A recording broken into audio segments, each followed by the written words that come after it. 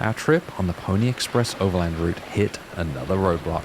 The snow that was blocking our way in the mountains had begun to rapidly melt, flooding the valleys to the point that we had to turn around. Probably should have just turned around when we saw that big flooding. On our way back out, part of the road had been washed out by floodwaters to the point that it was pushing Justin and his Gladiator off into a drainage ditch. The problem is the ditch is to the left, and that's where it's trying to feed me. He was floundering in the mud. Dude, this sucks.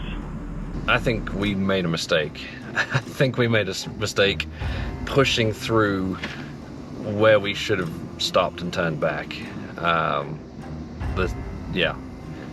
We got in so far that we didn't want to turn around. And I've done this before. Which means just, more work now that we have to get out again. And it's causing us problems. Do you want me to try going through and hitting it with some speed?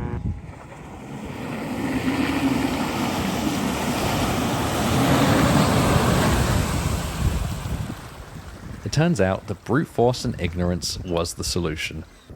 Just send it, right? Do you want me to pull forward to Yeah. here? Yeah. And I'll go video you come through. Okay, I'm just gonna send it like you did. It's quite possible that Justin hit it with even more force than I did.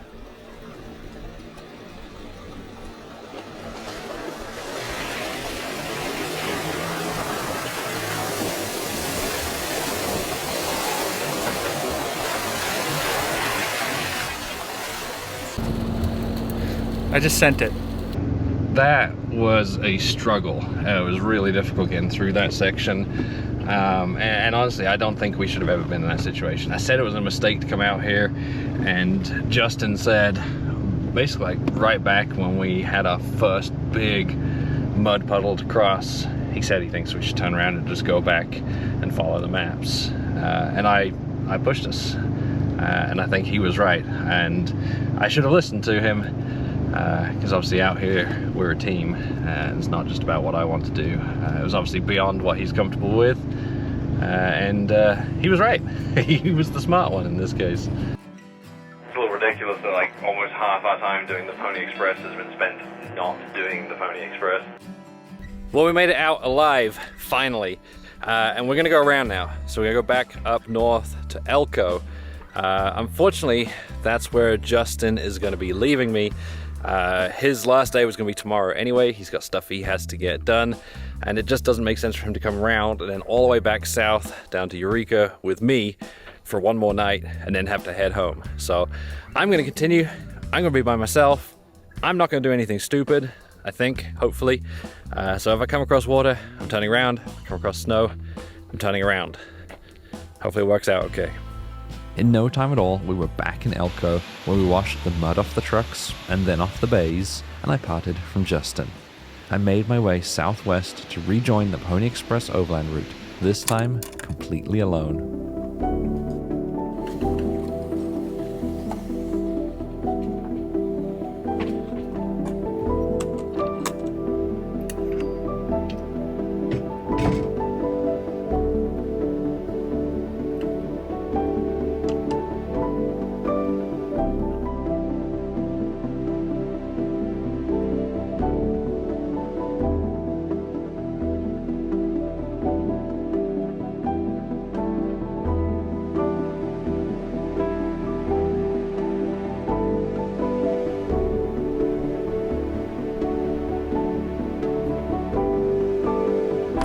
So this morning, I'm not actually going to follow the exact Pony Express route that Justin published, because that goes up and over a mountain pass, which I can see from here is snowy.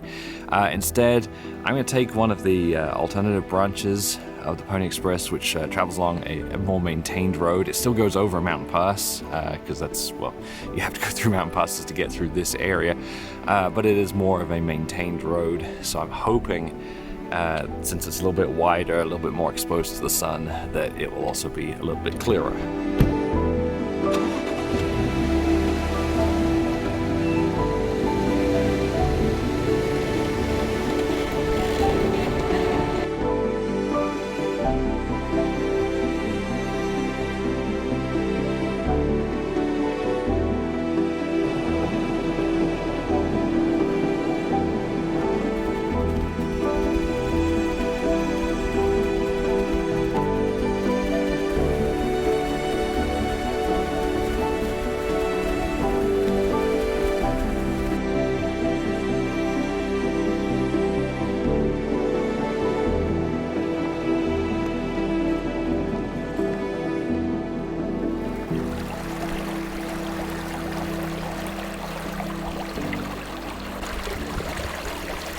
Remember when I said I wouldn't do anything stupid? I'm trying to decide, is this stupid to cross this? Like, I feel like I can make it. If there was someone else with me, I wouldn't have even stopped. I would have just gone straight through. So I feel like I would make it, but I've also seen where other people have tried to make it and have been scrabbling to get out the other side. I can see where their tires have been spinning. And there is nowhere to winch off here. No one to pull me out. And there's a good chance, looking at those mountains, that there is snow up there anyway on this road, because it's not quite as maintained as it looked on the map. So I think I'm going to turn around and go around. I'm going to be wise, I'm going to be smart. And just remember that the camera just never does these things justice, so it's obviously way worse than it looks on camera.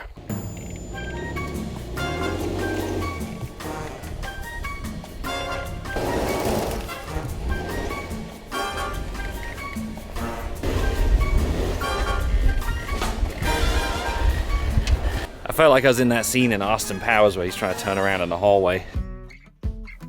The detour took me on 50 miles of pavement, but it was a good opportunity to top off the fuel tank in Eureka.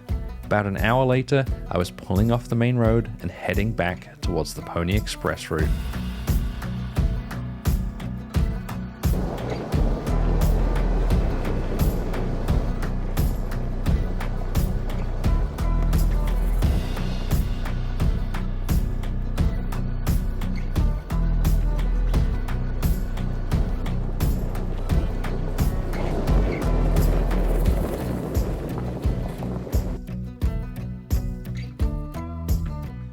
Over my shoulder is the Pony Express, and I'm not taking it. As I was driving out here on this maintained road, I was looking off to the side, and it's just really marshy, really flooded from the record snowfall I've had this year and the hot weather we've had lately. And I told myself, unless the Pony Express is as well maintained, I'm not going to do it. Get here, I fly the drone out, and it is flooded. So I'm going to backtrack to the highway and follow some of the Pony Express auto route, and hopefully pick up some of the more maintained parts of the Pony Express further on.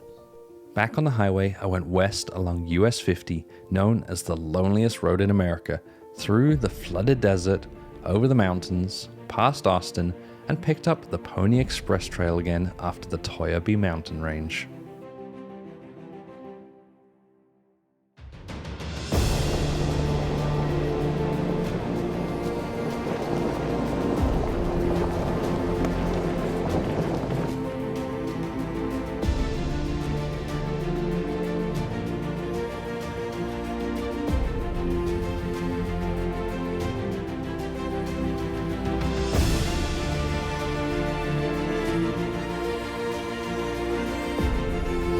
The effects of the rapid spring snowmelt were obvious as I crossed the valley. The usually dry playa was flooded with a huge lake, and water was pouring across the road in several places.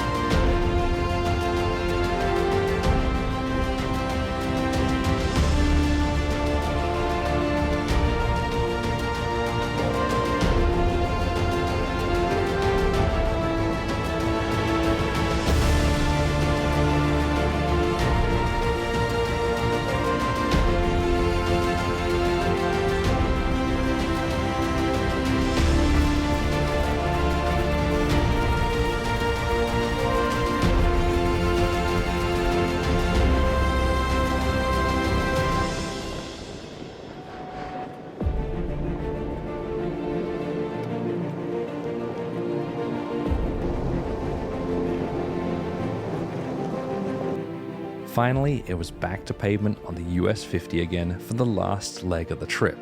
Here, the highway follows the old Overland mail route west to Fallon. I had one more stop to make at the Sand Springs station.